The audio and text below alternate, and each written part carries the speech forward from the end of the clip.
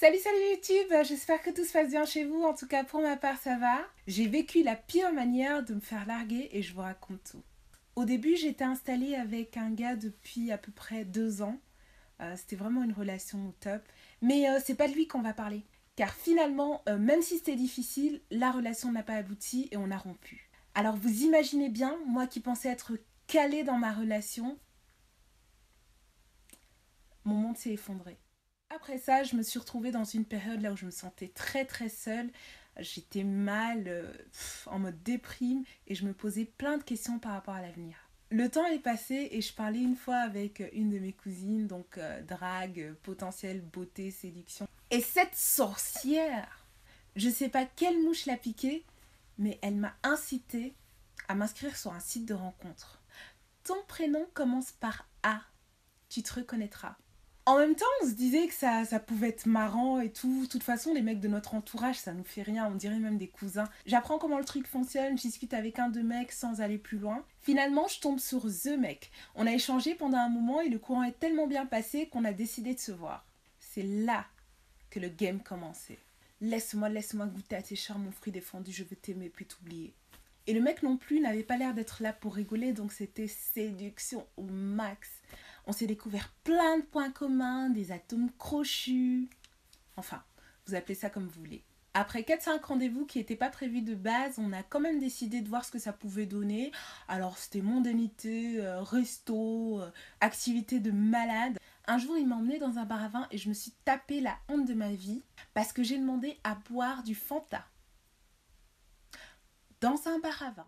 Quelques mois après, la relation s'est installée, mais j'avais un 7e sens. Pour le 6e sens, je passe mon tour.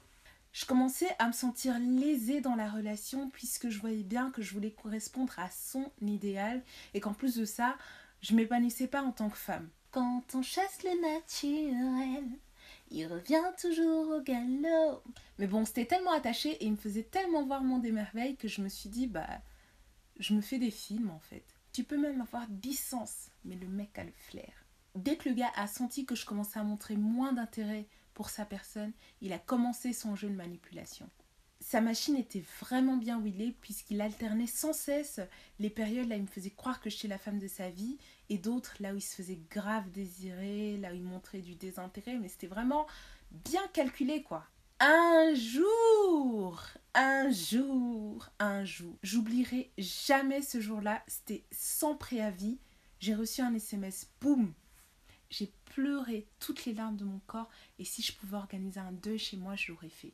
En gros, le mec, il me disait qu'il était avec moi pour passer le temps, qu'il pouvait pas être dans une relation avec une seule fille et qu'en plus de ça, j'étais pas parfaite. Du pire, c'est qu'il m'a bloqué.